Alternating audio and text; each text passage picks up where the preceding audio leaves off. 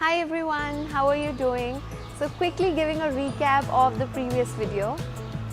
You need to consider all these elements when you plan your expenses for setting up your dream home.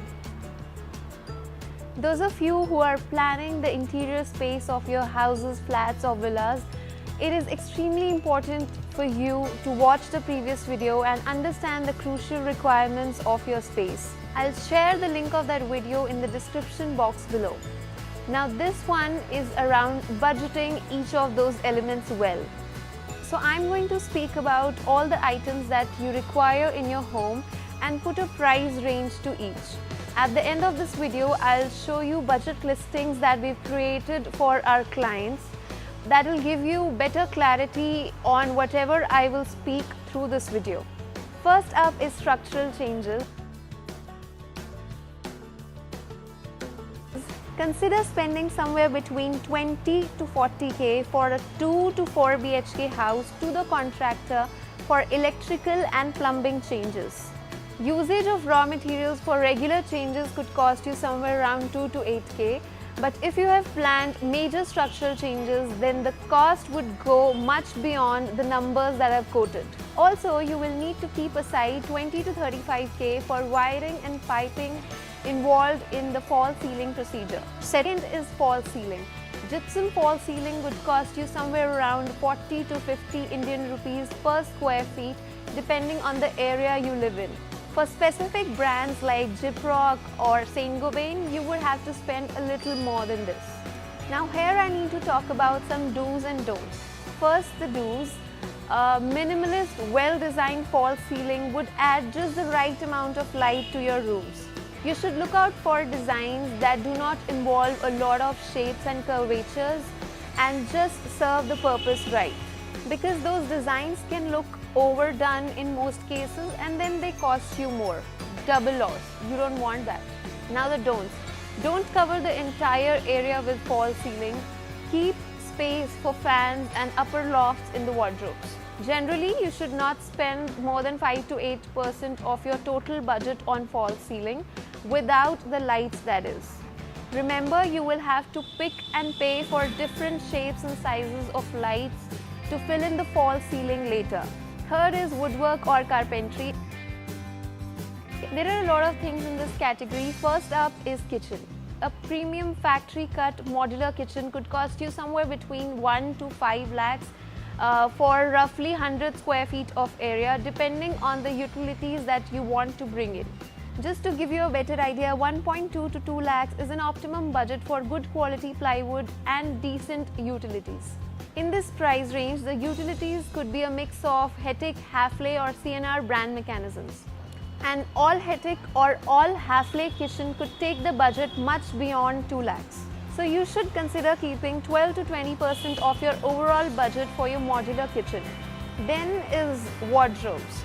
A decent carpenter-made wardrobe could start from 40k for a 60 to 70 square feet area. Please remember that you will have to spend more on wardrobes that have sliding mechanisms. Also, the cost would go up by at least 20% if you opt for factory cut wardrobes. So consider spending at least 70k for factory cut wardrobe with sliding mechanism. Individual work tables for say 2-3 rooms, 1 crockery unit, 1 TV unit and some additional storage units could cost you somewhere between 90k to 2.5 lakhs if you get a carpenter to make them. I'm not putting any percentage to this broad category. Next is furniture. Now furniture can be locally manufactured, ordered from online stores or bought from local stores in your city. A decent 5-seater L-shaped sectional sofa could cost somewhere between 30k to 80k. Depending on the material and design that you choose, this cost could be taken to any extent above this. So if I have to speak about minimum decent range for individual furniture items, a center table would cost you somewhere between 10 to 20k, side tables or end tables between 3 to 8k, plywood beds between the range of 20 to 40k, and solid wood beds around the range of 35 to 80k. You can add a lot of furniture depending on your requirement. Next is balcony with plants and seating. You could spend between 15k to 40k for a comfortable, soothing and eye-catchingly beautiful balcony.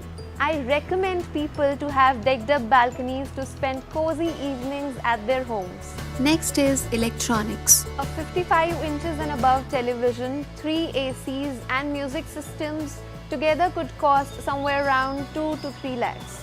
Kitchen appliances, that is chimney with hob, OTG and microwave, could cost between 60,000 and 1.2 lakhs.